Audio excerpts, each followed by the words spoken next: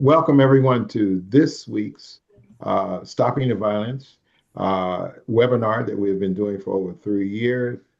It started off really with dealing with gun violence, and then we realized I always say that a gun is an inanimate object, and it takes someone to pick it up to shoot, harm, or maim or kill someone. So we began to realize that there are root causes to certain violent behaviors coming from all the different speakers.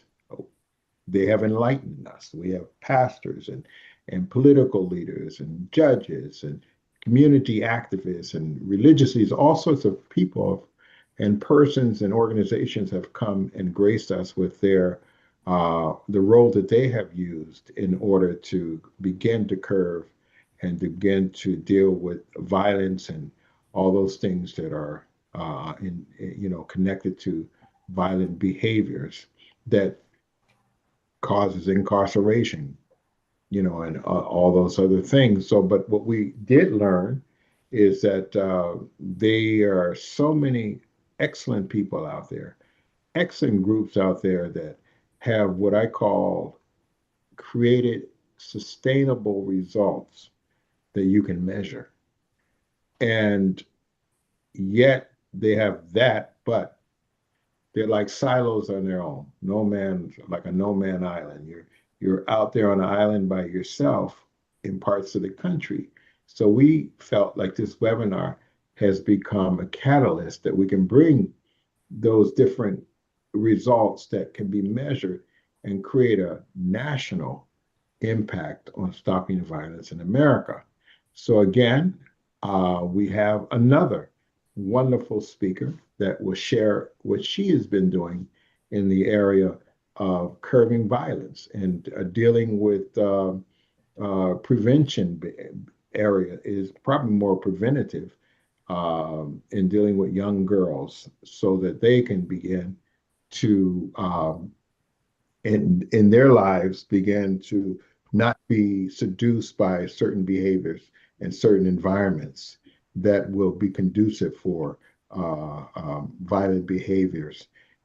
So I'd just like to just introduce you to our Pastor Janet Reed, who's the founder of Blood Covenant Sisters International Ministries. And it's called Mama's Self Etiquette for Girls for from the year 5 to 17 years old, which is a very critical time in their lives. Pastor Janet Reed was called by God into the ministry of Jesus Christ autumn of 1989. She is the founder of the Blood Covenant Sisters International Ministry, which has birthed, which was birthed on August 22nd, 2014, where she held her first annual women's conference, Chosen. And her organization has blossomed into several areas of ministry, dancing in my season, which she has over 70 young, beautiful young saints, and Mamas, which is self etiquette for girls aged 5 to 17 years old. She also has what we call it, Breakfast with the Bible teleconference ministry of the Word of God and application, the experience, and annual fundraising events to help support her efforts. And she'll tell us more about that. But uh, we're excited about hearing how you have been working with at a critical age, and especially young girls. Dr. Reed, Reverend Reed, Pastor Reed, welcome to the platform. Well, good afternoon, everybody. Praise the Lord. God is so good. And it's just an honor to be on the platform with such great members of the Lord's team, because all of us are truly kingdom builders in our own right. I want to thank Reverend Oliver and Dr. Madeline Clark Alexander for inviting me to the platform to just speak a little bit about what I'm doing in the community as far as keeping our young people, young girls, abreast of who they are and the greatness that resides within them. Um, Mamas, as he just spoke to you, is a self-esteem, self-image, self-awareness, and etiquette program for girls 5 to 17. And I believe that the scripture speaks for itself, because in Titus chapter 2, verse 3 through 5, it says that the older women should train the younger women. A lot of times in my life, I thought that was the young up and breeding mothers that are in our midst. But I also felt from the Holy Spirit that you have to start with the childhood age, which is age 5 to 17, and grab a hold of those young ladies to teach them about who they are and whose they are and who they belong to.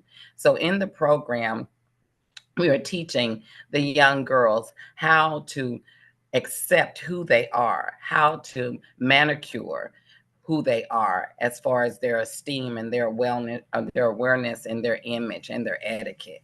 And so we do a grand job with, of course, Dr. Madeline and many others that are on our team, like Queen Sachio Hashimoto, who is joining us today as well, and the rest of our queens that took it upon ourselves to become a part of this ministry of reaching back and grabbing a hold of our young women and allowing our young girls to grow into a young woman someday, because someday they will be married, someday they will have children, and our children is our future.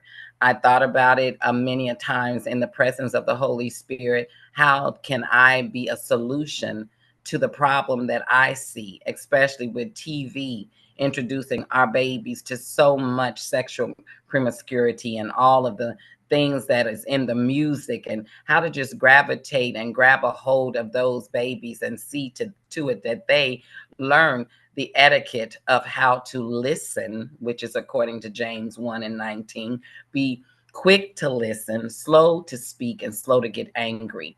I do camps during the summer months. This year I got a chance to take a leave of absence, but normally I'm doing a camp that is dealing with just helping our babies understand who they are and how to be in community one with another.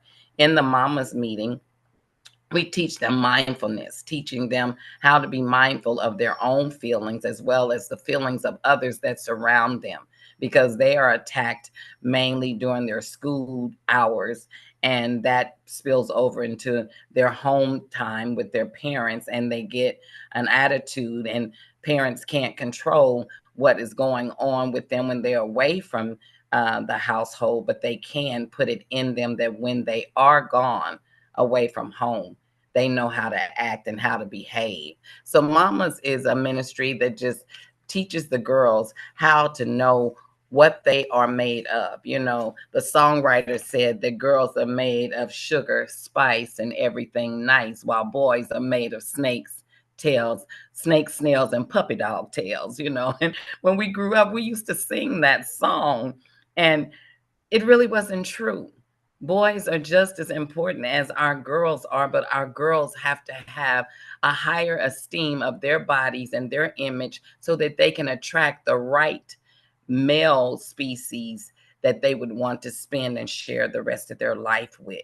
So Mamas is designed to do just that, to make certain that our girls participate with themselves more so in their quiet time. You know, this last past Saturday, we had a meeting, and it was really, really interesting because one of our girls, Carrington, who had not been in the meeting for a while, showed up at our meeting. And when she came in, she had a serious tude, y'all. Y'all know what parents say about attitudes in our children.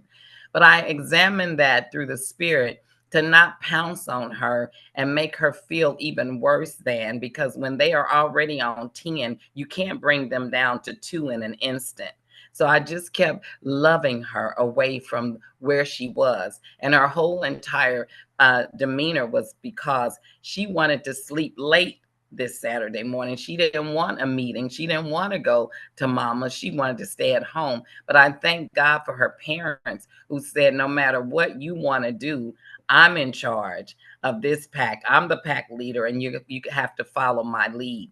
After her being there for a little while, I just started to engage her with being our reader, and I encouraged her. in that fashion, that you're a good reader. So read what Peppermint does for us, or read this or read that. We have a mantra that we speak over our girls every time we're together to make certain that they understand that we are talking about them. It's about a personal interaction with your inner man and yourself. And I just love God in the way that he deals with us as children, because adults are just grown children, right? But the Bible continues to teach us that we are children of God. So I don't want to ever let a child lose that image that they are a child, and that we as adults are just grown up children, more mature than them, more experience than they have had, so that we can teach them how to roll in this world. Our world is really, really going through some chaotic moments in this season. And so we're trying to just make sure that they understand that if they grow up in a love zone, love will lead the way, because the world needs love. And so we have to love our children and treat them with love and respect, because if you respect someone, you value them. And so our kids are growing up not having the parent in the household, because the parent may have to go work. And that's not a bad thing, because you got to put food on the table. You got to put a roof over their head, and you've got to provide clothing for them. But in the meantime and in between time, we have to make sure as mamas that we don't see another child just hanging on Snoopy, hang on to mama get home, but be the mothers that we need to be, to grab a hold of the children at the ages where they can really have their minds uh, tuned in and um, on the right path. And so Mamas does that in such a beautiful way. And I'm thankful for that, because we have to see ourselves as the older women. Sometimes older women don't want to consider themselves old, but we're getting there, girls and boys, older women and older men. And the James chapter 1:19 or Titus chapter 2 is not just speaking to women doing their part, but our brethren doing their part as well. And I believe that every man wants a good woman at the end of the day. They don't want a lazy woman. They want a woman that can produce things, that can help and aid and assist and man the home and the household well. And so what we're teaching our girls is how to hold that to heart, and not to be lazy minded or sluggard minded or just procrastinators, but to be on point with their life. So with that being said, doing what's best for them is what we should always be about, because making them better, it's better for us all. I remember when I was a young girl, I never even thought about being an older woman. And I just thought about being a kid. But then as I grew older, I'm like, oh my goodness, what type of person will I be? Will I be that girl that sees an elderly person coming out of the grocery store with bags and there's no brothers around? Will I assist? Will I help her to her car? Excuse me. Will I ask her if she needs anything? So we're the older people in the earth right now. And when we look at our young, sometimes we're afraid to even approach them, but I'm not. I just go ahead and be mama, because if you use the love that God intend for us to use one for another, you can draw anything out of a person that is not right. And so they feed off of our energy. And if our energy is a positive energy, we can reach them in a positive way. So with mamas, that's what we do. We bring them together. We bring them to a place of understanding. We bring them to a place of community. We bring them to a place of cohabitating one with another. We don't allow shouting. We have our rules and regulations, the do's and the don'ts, and they abide by that. And I believe that discipline is engraved in us by our Creator, God. I don't think that He left anything out when He put us together, because if He did, then He lied in Scripture when He says that we are good, we are fine, we are fearfully and wonderfully made. We are in His image and likeness. And so pointing those things out to our children is most important. So every day, it's an opportunity that if you see someone who has a child and they're struggling with, and you have the gift of love permeating out of your spirit, just go over there and just gently move into their space with permission, though. You don't just overtake a situation. Ask for permission. Can I help with this situation? Because our kids are seeing so much on television.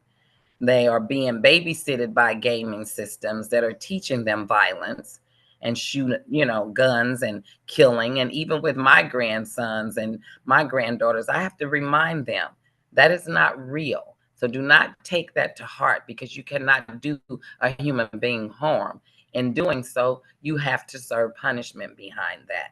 And that punishment can be your life being removed from me for a number of years. And I don't think I can stand that. So I always put me in the equation so that they can understand, if you love Granny, you got to love your fellow man. You got to love others. And so that's basically the teaching of it. So when we deal with the self-esteem issue, we're just doing that realistic respect that all of us should have for oneself.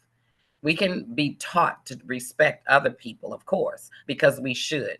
I grew up in a household of parents that believed that you should never talk back to an elder.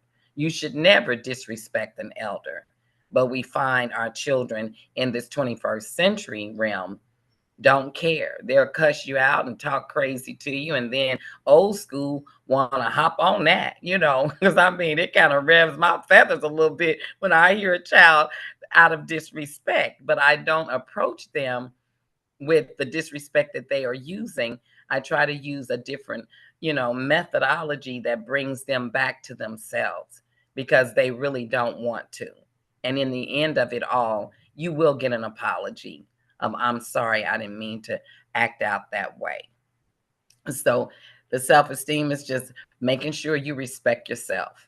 The same respect that you want to receive from one, you have to give. And that keeps the community healthy.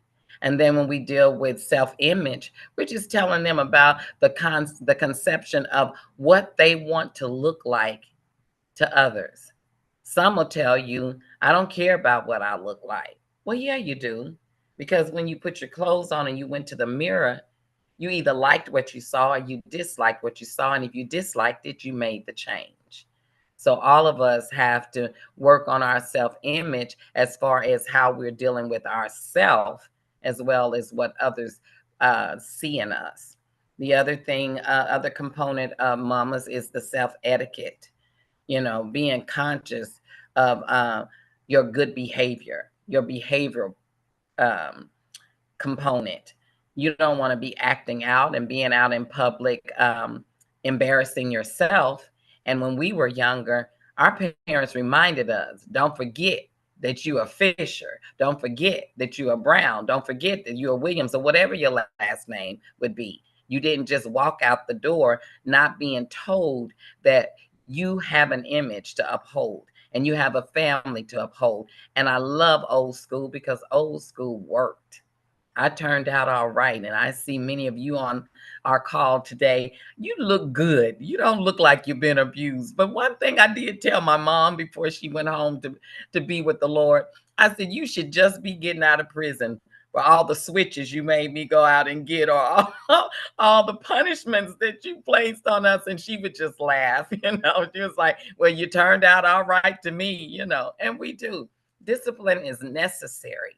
And so with mamas, it's a good discipline program that helps our kids and our young girls to know who they are, to understand their anatomy and how they are wired and how God expects them to operate when they are in the midst of other companies. So that's pretty much what Mamas is. I know you gave me 20 minutes. I probably only took up about 7 or 8 to 10. I am a talker and I can go on and on and on and on. But I also wanted to bring out the fact that when we put our best into our children, whether they're girls or boys, the best comes forth out of them. And we cannot leave them high and dry to fend for themselves, because they do need the command of the pack leader, and we are the pack leaders. Every parent is a pack leader. I love this show that I watched with my husband before he went into the spirit world to be with the Lord. It was called Dog Whisperer, and I know many of you probably have watched that. It is a young a guy that is training animals, and what he tells each pack leader, which is the owner of the pets, is that your energy means a lot. And dogs and cats and animals draw off of our energy. If we got an attitude, then they will have an attitude. And he teaches them not to bark when it's not necessary to bark, not to chase after an animal to do them harm, not to be antsy and anxious. And he just uses commands. You know, he may go, "Tss," and the dogs just chill. I don't know about you, but I want that kind of control with my children and grandchildren, that all I have to do is say that one word and they obey. I'm learning that it can be done. And if he can train an animal to obey and sit still and not move and not be jumpy and jumping all around by just the energy that he projects to them, then our energy is more powerful than we think. And we should be using it for the purpose of growing a new nation of children that has behavior on point, and also their self-image and their etiquette and awareness of who they are and being proud of who they are. It doesn't matter if you fat, skinny, medium size, you are a person with feelings, a person that can express who you are and not be ashamed to do so. And that's what we put into our girls, the opportunity to have a voice, and their voice matters. And then we enjoy just fellowshipping and loving on them and breaking bread with them and doing crafts and arts. And Dr. Alexander brings to the table the calming part of the ministry, where she has her coloring ministry where you just color. I don't know how long it's been that you actually sat down with a coloring book and colored, but it is so rewarding and so calming. And it helps the girls to just tap into that moment of just being silent. One of our mindful activities this past weekend was to go outside and listen to nature and creation, and then come back inside and tell us what you heard. How to just really get in that space where white noise can really be canceled, and all you hear is what's in the spirit and what's important. So that stillness is important. And we have instilled in them this past week to take 5 to 10 minutes to just be still and quiet and listen to what is surrounding you. We heard birds singing, cars honking, people talking, raindrops, all of that. And it was very, very, very calming and soothing. We're also using the essential oils. Peppermint does a lot when you just sniff it. It'll calm your nerves, keeps headaches away, and keep you from just biting on somebody. Because sometimes, you know, we can be like a dog and bite somebody and not really intend to do so. So that's pretty much that part, that piece of the ministry. And I believe that instilling these qualities and characteristics in our girls will help them to grow into beautiful women who can be beautiful homemakers, who can, you know, raise beautiful children in this world. And if we can just change the trajectory of one child's life, we've done our part. And that is what we are doing. We're never going to stop.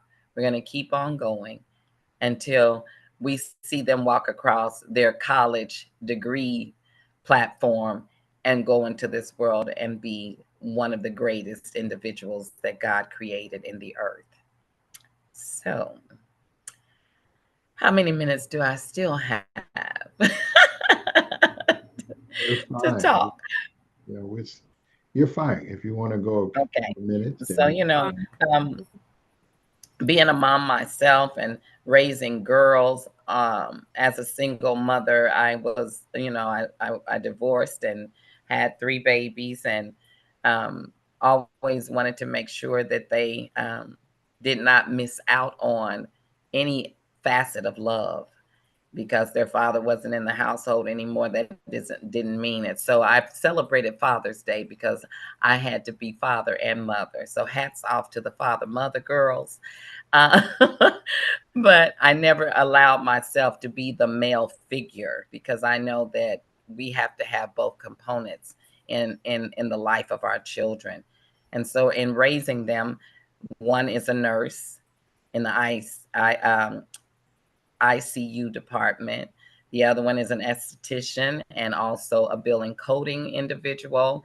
And my oldest daughter works for Anthems and has been there in management for quite a while, ready to retire, I'm sure, right about now. She's about in her 30th year. But to God be the glory for me knowing God and me knowing how to pray, because we're teaching our girls also that prayer is essential and that you can't do anything without prayer. Prayer is powerful. Prayer is what soothes and chills you out, and it gives you the opportunity to not just talk to God, but for God to talk back to you so that you can get the instruction that is needful to move forward.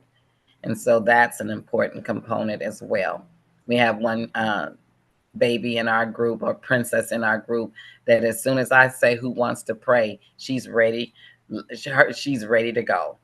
And I had to use others also because I don't want them to not have their opportunity.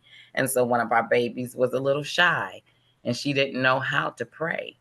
But we didn't, browbeat her. We just said, yeah, you do. So just repeat after me.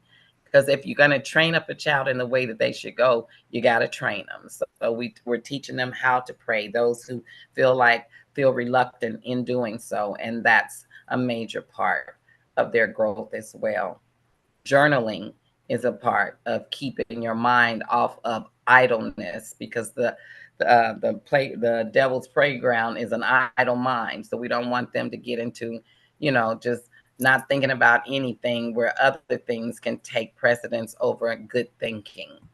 And just being mindful of the fact that in this time that we are living in, we used to see our males being charged with violence and things going on, but our daughters are also being affected by it. So we're just going to just keep training them and teaching them and showing them love and embracing them and exposing them to things that are going on in the community that they can be a part of and understand. We teach Black history because it's being pulled out of our school systems, and we teach history of other nations. It's not just Black history, but we're all God's people. Queen Sachio Hashimoto, she comes alongside of us and has been teaching us Japanese. I don't know if we know anything yet, y'all, but we're going to get it. So we're trying to teach other foreign languages and things of that nature and just give them a whole entire radius of things that is needed in this world and opening up their minds so that they don't just stay in one cavity and examine every area that they can so that they can be the greatest person in the earth that God created as well. And so that's all I have to say at this point, unless something else comes up. Yeah, well, Don't give me a second. It'll pop up in a minute. well, thank you so much for what you've been sharing. And of course, we're going to hear from you because a lot of people are probably anxious to ask you questions or make a statement that you can respond to. But uh, I was happy to hear what you're doing for one main reason, and that is that when I walk down the street, and we're our children are influenced by the that whole culture out there, that subculture that emerged to be the central culture in these communities. It used to be the sub, but now the subculture is dominating. And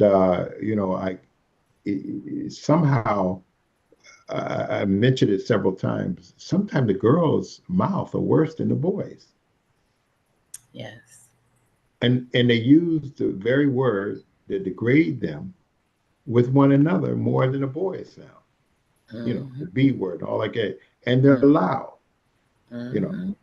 and they're trying to impress. I don't know what they're impressed upon, but I'm glad to hear that you are making a concerted effort to help them understand who they are, where they really come from. And I do agree with you 1000%. It's just a whole bunch of lack of love, a lack of constructive love that is out there, Mm-hmm. so that they become vulnerable to the other stuff out there because there's no alternative voice, what I use. So thank you Yeah. for being the alternative voice out there. And Dr. Madeline, I think she should be one of the key persons to the next conference because women are critical.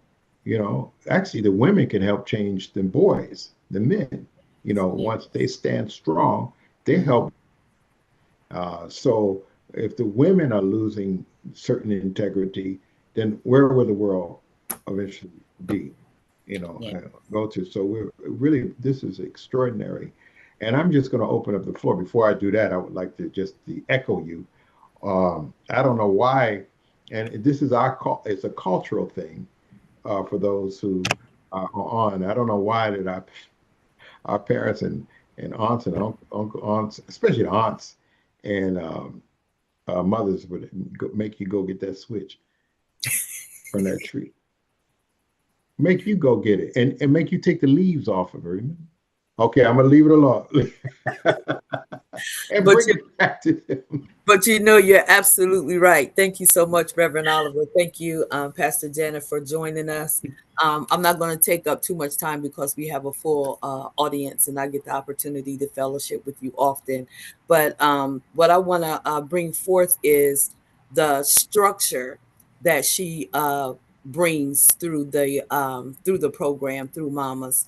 Um, we were there Saturday, and it brings me joy for the engagement. It brings me joy for to hear their thoughts and their ideals. But what it's actually doing is laying a solid foundation for them to know. And the one of the mantras is, I am fearfully and wonderfully made. So to have that, Dr. Oliver, we talk about it all the time, speaking into our children who they are and what they shall become. So at this early stage, them receiving these affirmations and affirming them within allows them the opportunity to look in the mirror regardless of their situation and say, I am fearfully and wonderfully made. I am value. I have this. So in this age bracket, it is crucial that these things be taught and that they can see the older women. Honey, I love being this fabulous age at this fabulous time. So to be able to stand, with the girls, and they can look at us and see how we conduct ourselves. We have to set an example, or the words that come out of our mouths would mean absolutely nothing.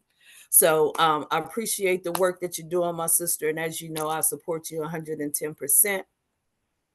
And I just believe that the work that Stop the Violence is doing, we talk about prevention, we talk about aftercare, we talk about, like he said earlier, a plethora of topics, but to be a part of this family as we move forward, the things that God is doing, no one can do it but God. But for him to bring, for the silos to be able to come together collectively and cultivate the communities, it's just a beautiful thing. So thank you both. I'm Thank finished. you. Thank you very much. James, thank you very much. Yes, Thank God. you. James, Reverend Parker. I apologize. I got on late, so I didn't actually hear exactly what you do. But it sounds like you do it for girls. What I heard was that you celebrated Father's Day, which is totally impossible. Totally impossible. And if we are going to get back in unity on track, that's the worst thing we would ever want, is for a woman to try to be a man. That's the worst thing. Now, you can be a parent and you can be a mother. I can be a father and I can be a parent. I was a single father, And I had my 2 sons and my daughter living with me, but I never tried to be their mother. And I would never tell them I would take that place because I don't want them to be confused. I don't want them to think that they can raise children or think that raising children without the other one is a good thing. It's something that needs to be done, but it's not a good thing. It's a great thing that both parties are in the house. But yeah, if we're trying to get the family back together, we're trying to get the community back together. Please let us not step over the line of somebody else's thing that they need to do. Because most times, it's not that they're a bad father that they're not around their children. It's because they was a bad husband or because they was a bad boyfriend, or likewise with the woman. She was a bad mother. But she wasn't a bad mother. She was just a bad person, but not a bad mother. So we got to be able to separate those things and keep that line of communication open for any kid, because we sure enough, a boy is going to grow up at one point in time and become a man and become a father. And we don't want to turn our backs on a father so much that we miss the little boy that's inside of them. This Father's Day, I sent out messages to men, and the way they received it like they were kids. I mean, just with so much joy, not as men, but not to hear. But here's what I wrote. I said, from one father to another, with all my heart, I wish a very happy Father's Day to my brother, and I insert their name. It says, you hold a special place in my heart, and I am so proud of the exceptional father you are. Your love, dedication, and guidance are a constant source of inspiration. And I am grateful for the amazing man you are. May this day be filled with joy, laughter, and cherished memories. And may the coming year bring you continuous happiness, success, and love. Happy Father's Day. And that response from so many men was just like they was just pouring out. I really needed to hear that. We got to encourage our men, whether they're in the houses or they not in the houses, whether they with their children or not, remind them that they are a good person, that, things take their turn, but we got to listen. If we don't do nothing else, let us use this Facebook. Let us use TikTok. Let us use every platform to send out good messages to people, because there are a lot of bad messages going out here that are really separating our community from one another. So I'm sorry I didn't actually get to hear what you do, but it sounds like you do an amazing thing with some girls. So thank you. Yeah, so I would say, in that, brother James, I think you missed a valuable piece. She says she celebrated Father's Day. However, she said that she could never be a father. She did say that. She said she could never be a father. So, and I think you might have missed that piece right there, because please understand, there is enough male bashing in the world that's not what a woman of God does. We understand the place and the position of both male and female. God's desire is to bring this thing back in its original content in order. So our goal are, as blood covenant sisters, we are raising up all people, male, female, brown, black, white, boy, girl, so we can propel this thing and move forward. So I think that's the piece that you missed. She wasn't taking anything away from the men. She said that she celebrated Father's Day, not in the context of her being the father, because she made that very clear. So Dr. Alexander, she said that I do not replace the father because I know the significance of a man in a house. Yes. That's what she said. Yes. I know that. So I'm not replacing the father because I am aware of the significance of the man in the house.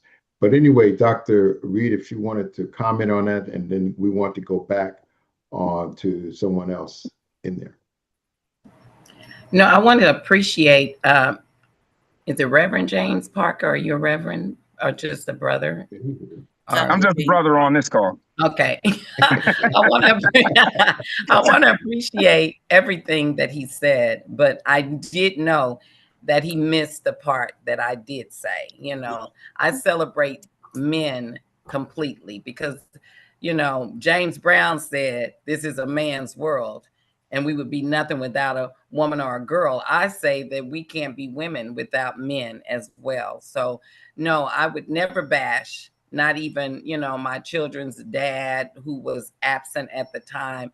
He still is an important factor in my girls' lives. And, you know, I appreciate the fact that he had something going on at the time when he should have been there. But the whole thing in the nutshell is he's an important factor to our children. And so I make certain that they understand that. So if anyone in the audience felt that I said that I was a father, no, this chick right here could never be a man. And I would never want to be. I appreciate the fact that our brothers are strong and that, you know, they understand their part. And we teach our girls the importance of their dads as well. And we celebrate them. So thank you for your comment. And it was received. I don't get offended by anybody's comments. I just know we all got to get this thing right. Like Brother James said, we got to get this stuff back on track because it's off track. And we gotta dance to the beat of the real music that needs to be in the face and in the ears of our children. Absolutely. Well, I won't be like Arthur Fonzarelli. I'll say I'm sorry. I'm wrong. It's okay. Apology accepted, Brother James. So Wayne, thank you so much. Thank you, everyone. I would like you, please share what you have to share or ask the question that you would like to ask. Yes, you have a lot of wisdom, Janet. It's really a lot of good common sense. And one of the things you spoke about is we have access to unlimited love, but I don't believe we've really learned how to use it and to express it and to give it away the way that it was intended to. I went to a school board meeting last night, and this month is LGBTQ Appreciation Pride Month. And at the school board, they wanted to pass a resolution for the city of Livermore, one of the smaller towns here in Northern California, to recognize and celebrate Gay Pride Month. And there was time to make comment. And I realized through listening to the comments that this is our competition. If we do not access the true love of God in a way that our children can experience it, feel it, guess what? There's a whole group of people just waiting to take their turn to influence our children. And maybe more than 50% of our children say that that lifestyle's perfectly fine. And it's not. But we, as husband and wife, have to really uplift the family. And the family is man and woman. That's God's creation. And I would even go so much to say that a woman cannot be complete without a man, and a man cannot be complete without a woman. And this is God's beauty of the pair system that he gave us. And if we realize that, then we can do better in having families that our children want to copy instead of going off and being transgenders or queers or whatever they want to be. And so we have a lot of responsibility to be able to model what good family life is. And that's God's blessing to us. So I just wanted to add that to the conversation. And I love listening to you. A lot of good common sense. So thank you. Thank you.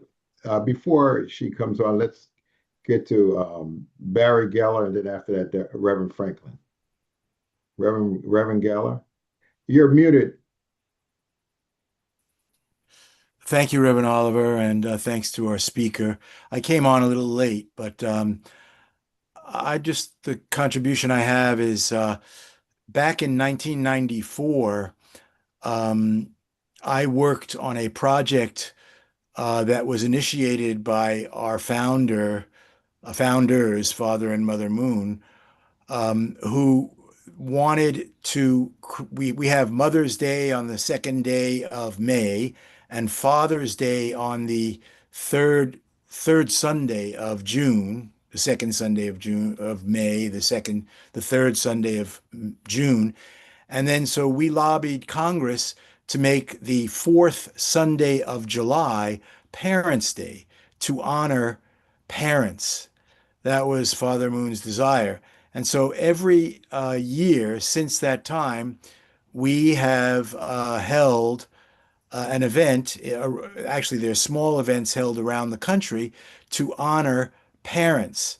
Actually, President Bill Clinton at that time signed this into law, and it was approved by a large majority of Congress, both the House and the Senate, to do that. And at the time, it was America's newest national holiday. Now, of course, it's I don't know what is it like 30 years have gone by since that time. So, but I think it encapsulates what Mr. Hankins was saying and others on the call, Dr. Clark and you yourself, Dr. Reed, that we need both parents. However, we don't live in a perfect world, and we need to continue living. And so we have a goal. We have a goal and a plan, and we're all, in a sense, working together for that plan. And each organization is making a contribution, as you are, Dr. Reed, making a very significant contribution. Everyone needs support from the place that they're in to move towards the ideal. And we need to understand what that ideal is. You have to know where you're going if you want to get there. So that's the time we're in now. We're sort of defining our terms and making effort to develop programs and ideas to move that way. And I really applaud Reverend Oliver for the great work he's doing here, and thank him and you as well, and all of the great guests he has on here. So that's my contribution for the day. Thank you.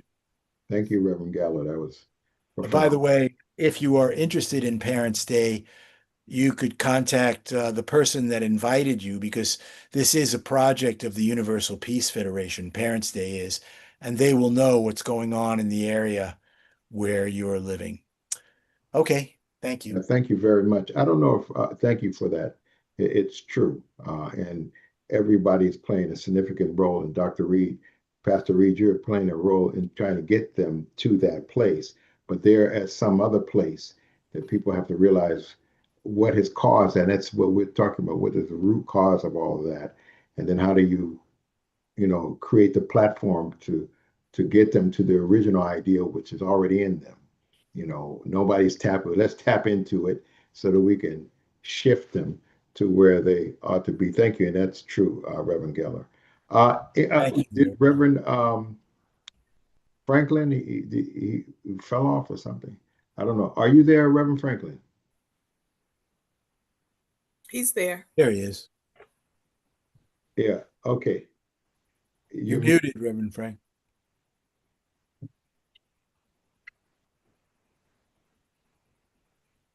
Still muted. Go ahead.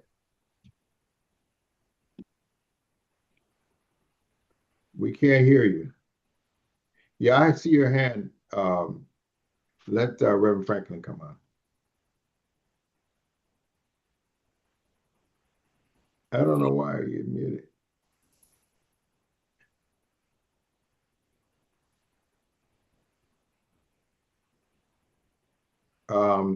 While we're waiting for him, while we're waiting, go ahead, Brother Edwards. I give honor to my father. My father was a very amazing man. He had integrity, honesty. He loved the family, and he was a hero to me in many ways.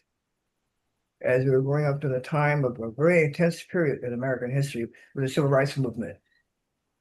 And I observed how my father dealt with very difficult issues. So when I look at my father, how he dealt with difficult issues, I would know how to deal with difficult issues if they came up. I'm grateful that he showed that example to me. He sent his resume for a job and for Fontana, California. And at that time, things were very difficult for Afro-Americans, very difficult. And they said they didn't want, he was qualified, but they didn't want to give him the job. They wanted to discourage him. But they didn't know my father. He's a fighting spirit. He wrote the federal government and they wrote the post office. We need to conduct an investigation of your hiring practices. Then they invited my father back again. They said, have a seat, Mr. Edwards. Have some coffee, Mr. Edwards. And then they told him, they said, they gave him the job, but they said, they passed the word, give him the silent treatment. Let him know that he's not welcome here. My father's attitude was, no problem, I'll become the best one here. I watched how my father handled some painful issues. And when it came a time to honor those pioneers who broke about the racial barriers, our father was named to be a marshal of the parade. So, thank you so So much. he helped me to form right type of mindset. Right. How devastating it is if young men don't have a parent, a father figure, who knows how to handle sensitive issues like that. How devastating it must be for them. So, Edwards, thank you so much, and it's true. I want Reverend Franklin to come on, and I would like to just keep the topic on women right now, because our girls out there are very significant, and that was what she shared about how she is playing a critical role with young girls out there who are also, some of them acting worse than the boys, because they didn't have the women to be the mothers that they need in order to lead them into the direction of true womanhood. Not the B word and all like that, think you're cute out in the street and talk, because that's happening. It's become it's almost like a plague or something that's hitting our young girls out there. And so this organization that she has started is countering that. It's countering that, because women play a critical role also in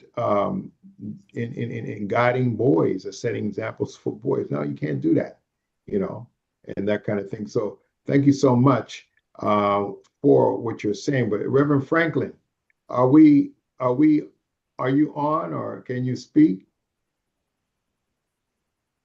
Should you change? I saw you had two. What about now? Can you hear me now? Hear you loud and clear. Oh, okay, great.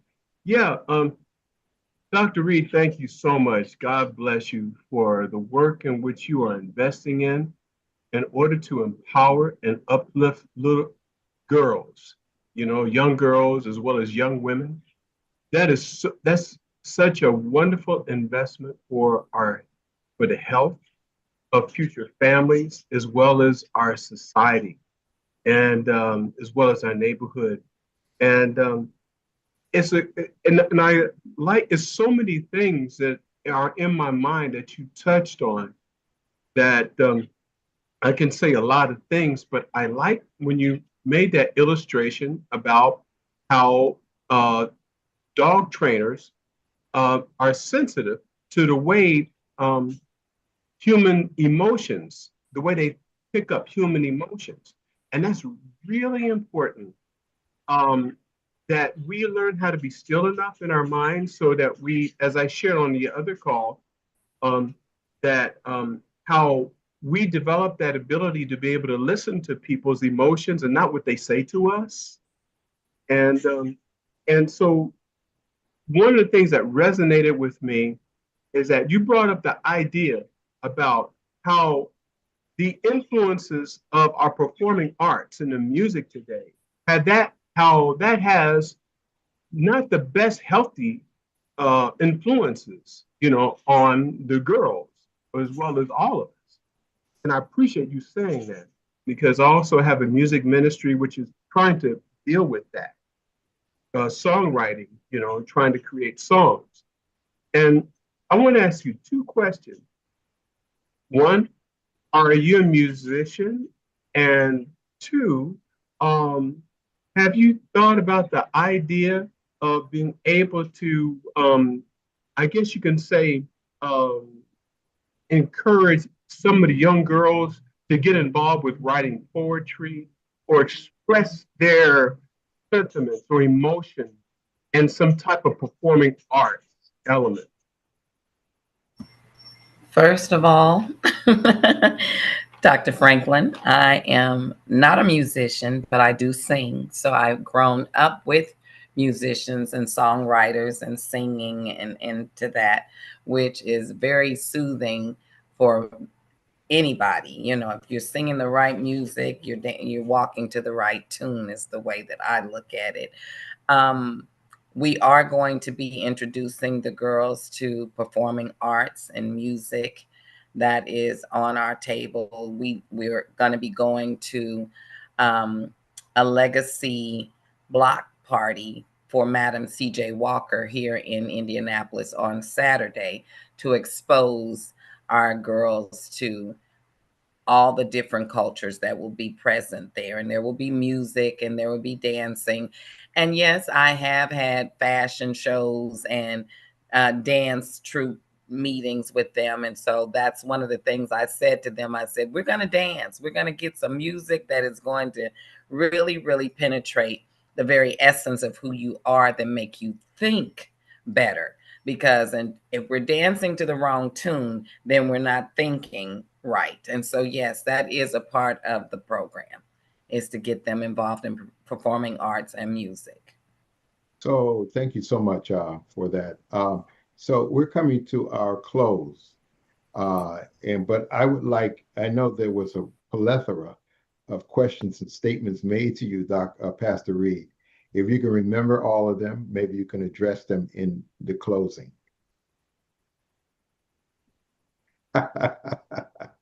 There was different angles coming.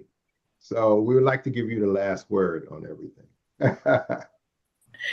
Well, first and foremost, I appreciate everyone that's on the platform today. And everything that everyone said is good. It was good for me. It was good. I loved, most of all, Brother James coming forth, even though he did not know what he felt that he needed to say was important, that a woman can never be a man and a child always needs a father. And even if they made mistakes along the journey of the relationship, their presence is very important. And it's very important to the development of how our girls view a man and how our girls should understand what the part of a man's presence is in their life.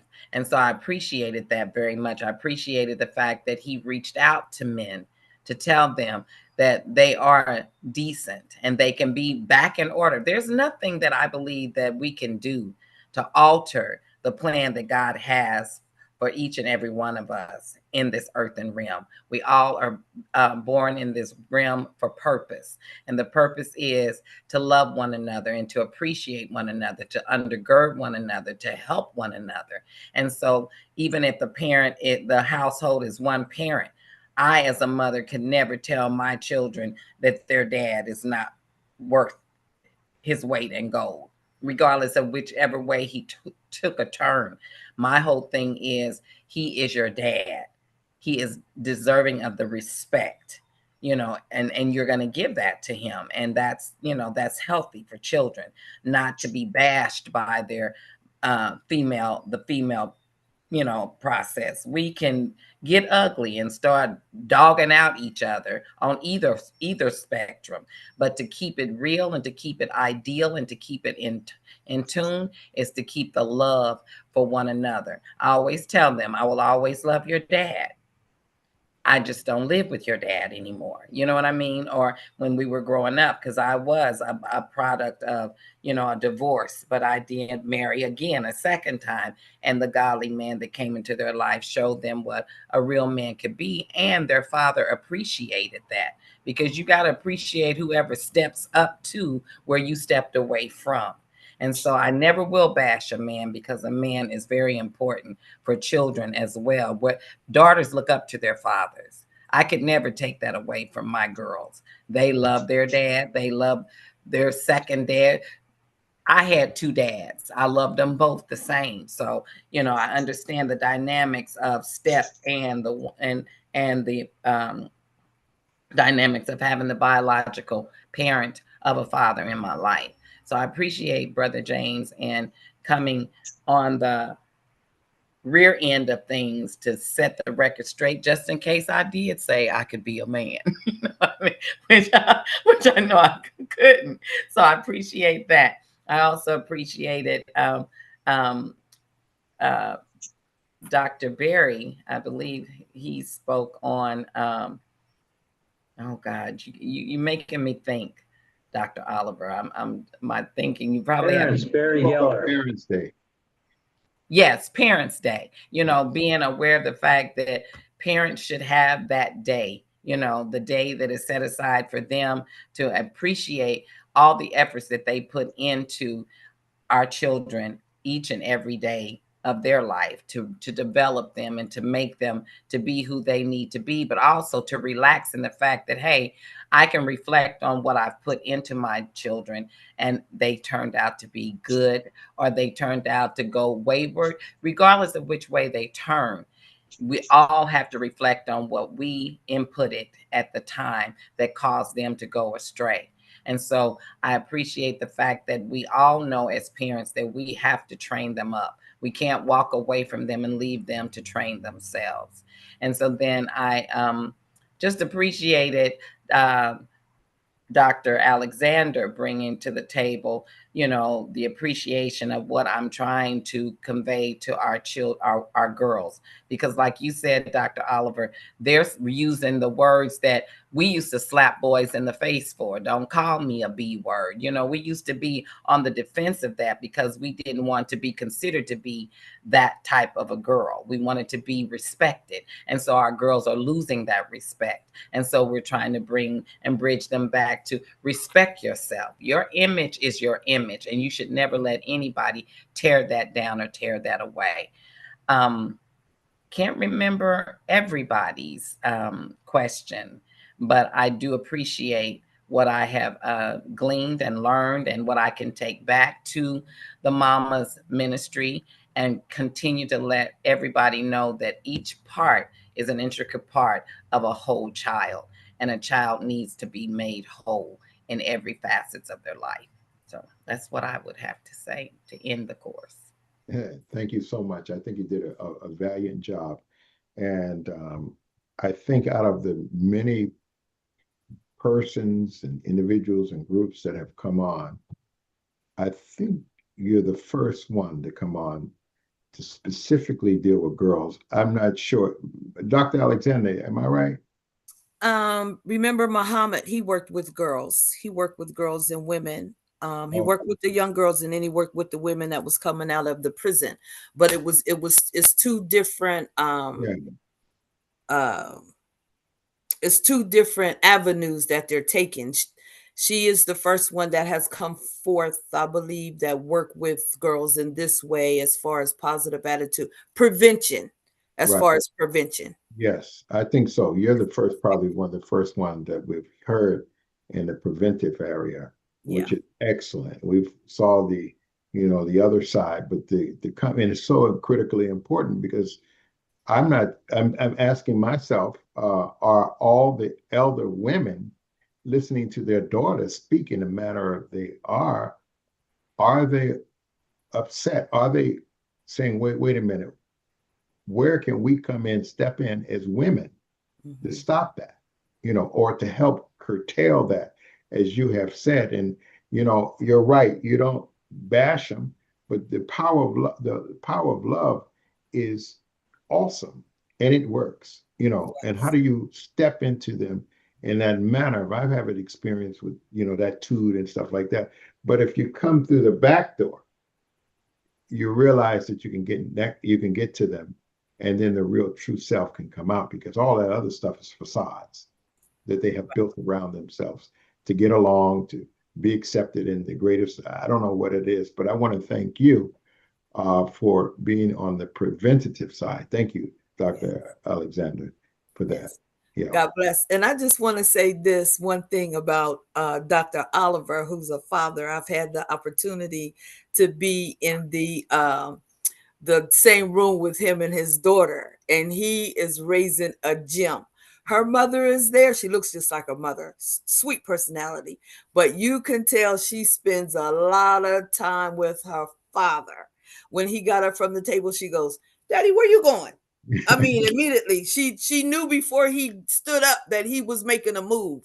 You know what I mean? So those are the type of things. That's the bonding that she'll look at in her father, that when she gets coming to the dating process with the poor child, probably won't be able to date till she's like 35, but coming into that process, to know what a man looked like, and to know that her father puts her in the premises where she feels safe, you know. So those things being exhibited, those characteristics, I just notice in you every time I see you and your daughter together. I just wanted to commend you on that. Thank you. Thank And you. I want to say thank you.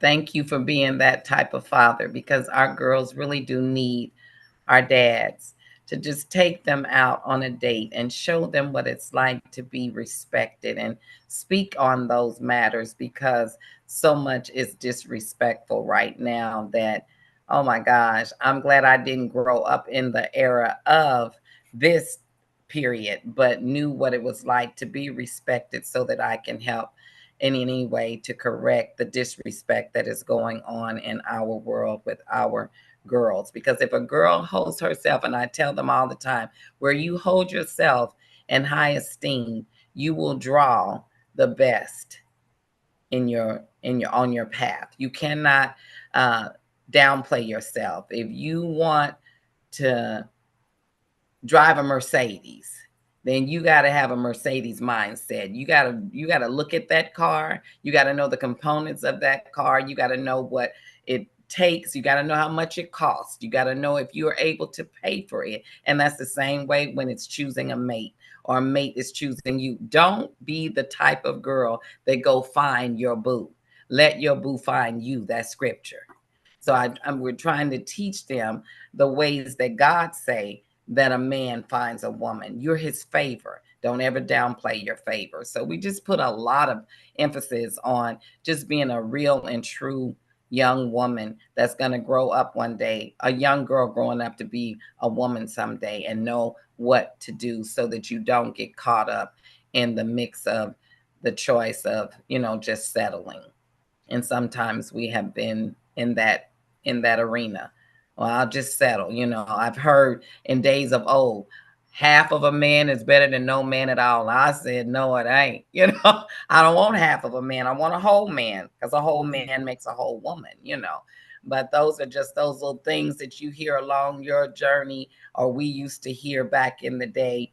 And just trying to make certain that our girls know how important they are, and that they are the diamonds, and they can be found. And a man that digs for a diamond knows what it looks like. So, Amen. Yeah. Amen. Amen. Thank you so much for accepting the invitation, Pastor Janet. Yeah, thank you so much. We're grateful. Thank you, Dr. Madeline, also for finding such another gem, bringing it to the table. And like I said, for our conference, I think we need a preventative voice for girls as well. So we'll keep in touch with you, and we'll thank you for coming on and sharing. Well, you're never going to lose touch of me. I'm a family member now. Once I'm in, I'm in. I don't leave. That's great. So we look forward to talking with you later. Yes. So God bless you, and thank everyone again. Thank you all. Thank you, James. Thank you, Wayne and Franklin, and all you who have spoken, and those who have shared some nice stuff in the Susan and also your husband. Thank you so much for sharing what you were sharing as well. We will see you next week and look forward to it. God bless, and everyone have a wonderful week. See you next week. Amen. God bless. Until